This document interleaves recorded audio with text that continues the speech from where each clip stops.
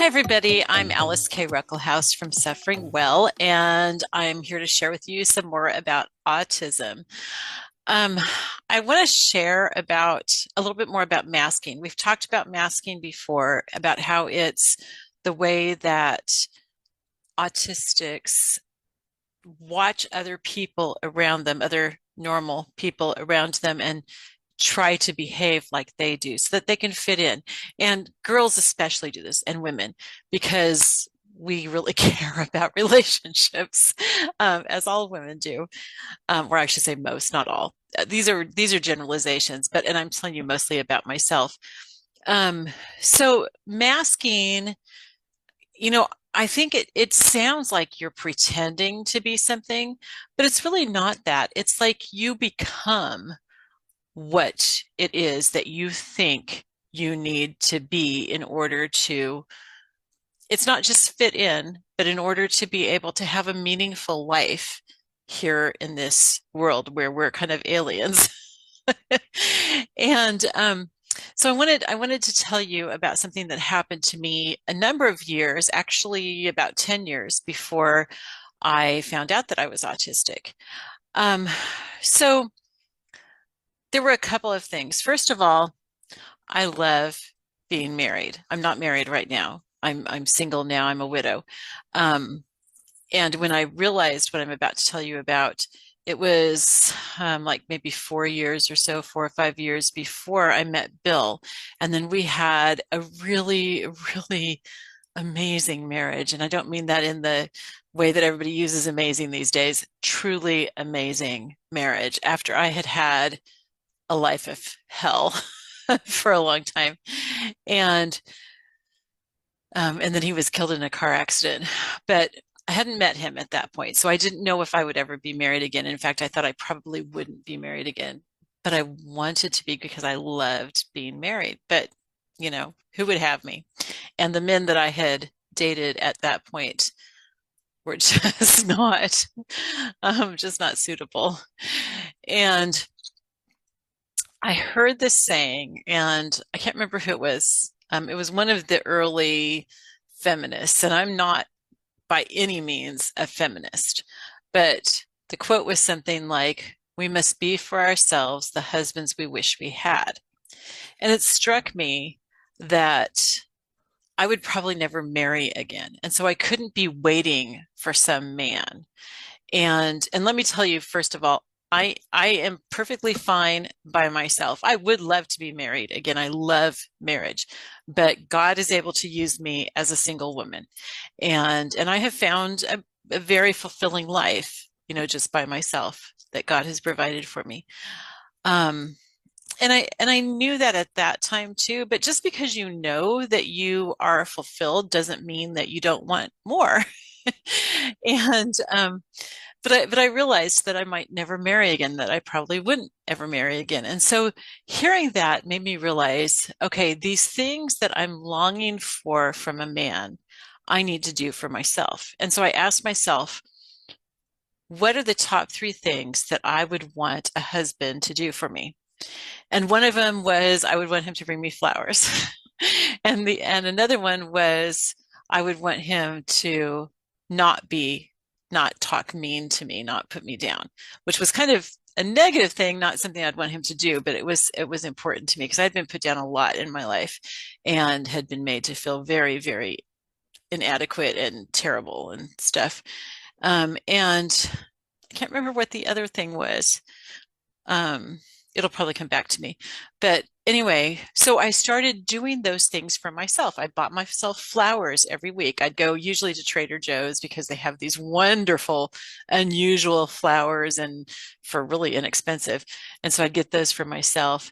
And at one point, I also realized that, there are a lot of women who could use something like that. So I would buy an extra bouquet and I'd take it to church and I'd go downstairs to the children's department and I'd give it to the secretary there and say, please give this to a single mom who needs it. And that gave me even more joy than getting the flowers for myself, to be honest. And then also, because I had said I would want a man to be nice to me, to not say mean things to me, I realized that I talked to myself really meanly, and I said really terrible things, about how stupid I was and just all this stuff. And so I made myself stop that. And then I also started like saying to myself the things that I needed to hear because my main love language is words of affirmation. And so hearing bad things really, really affects me. Hearing good things really, really affects me too. And so I would say, wow, you did a good job in what you just said. Oh, wow, you handled this situation well. I just say that to myself to kind of, edify myself. It probably sounds really weird. Okay, so then the other thing, and this is more about what we're talking about today. The other thing was that at one point I realized, I don't really remember why, but this was also about 4 or 5 years before I met Bill and about 10 years before I found out that I was autistic. I realized that I had conformed myself to what I believed other people wanted to the point that I didn't even know what I wanted anymore or what I liked. Um, I had, like when people would say, "Oh, you think such and such," and I'm thinking, I don't think I think such and such, but I must be thinking such and such because that's what they're saying. Or, "Oh, you do this thing because you're bad and you da da da da da," and all this stuff. And I would believe them, even though I didn't think that that was what I did or what I thought or why I did things. But I believed that other people always knew better than me, that they knew even my thoughts and my motivations better than I did. And so I know this sounds so corny, but I went off on a journey to figure out who I was. I actually had a notebook. It's probably someplace in my storage right now. Um, I had a notebook and I listed things that I thought I liked or didn't like. And then I set out to find out whether or not I really liked or didn't like those.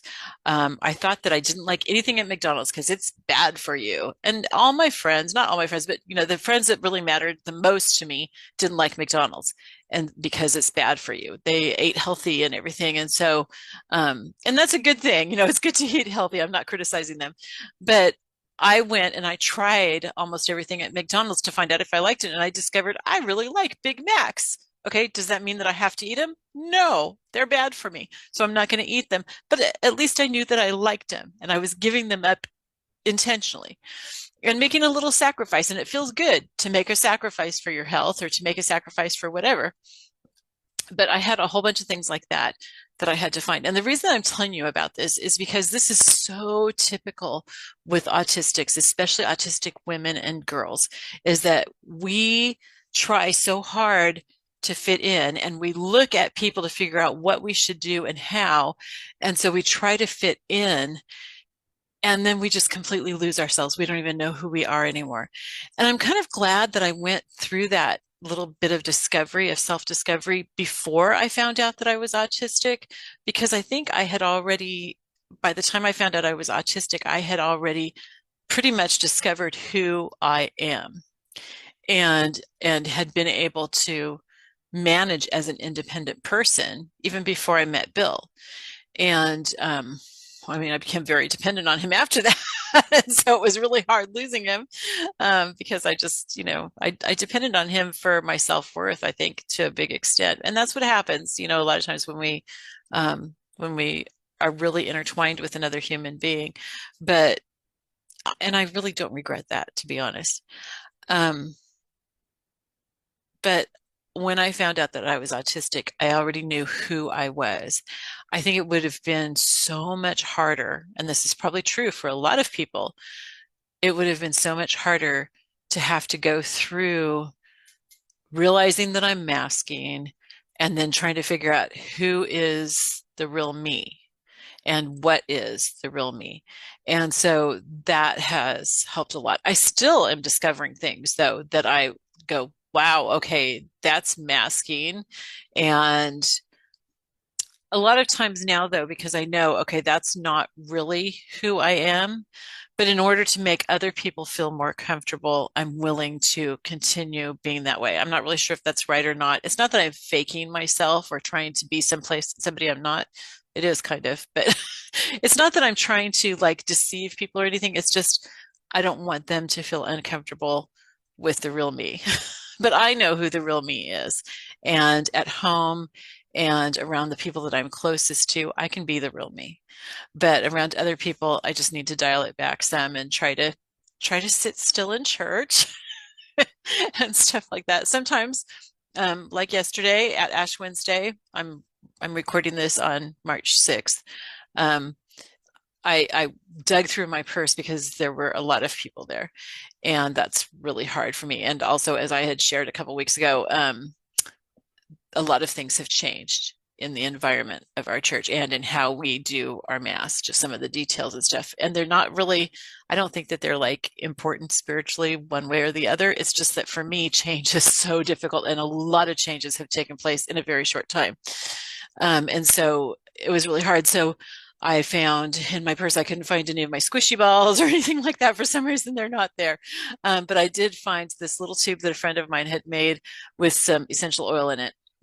And I can keep, if when I smell that, when I sniff it, I think what it does is it helps me to focus on one thing, on that smell, and then I don't feel so overwhelmed by everything around me. So I was doing that.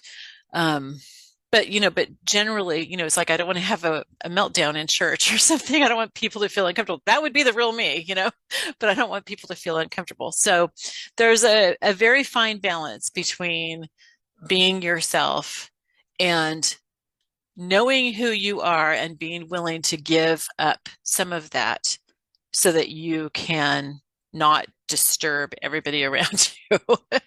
um, and you constantly have to kind of reevaluate that. You have to evaluate, is that worth it? Am I making this sacrifice willingly? Because even if I'm not making that sacrifice willingly, but I acknowledge that it's a good sacrifice to make, then I want to get to the place where I'm making it willingly, where my motivation is good for doing that. So I hope that clears things up and doesn't confuse you more. Anyway, if you have any questions, or if you're autistic and you can relate to this, let me know in the comments below. All right. I love you all, and I will see you later. Bye-bye.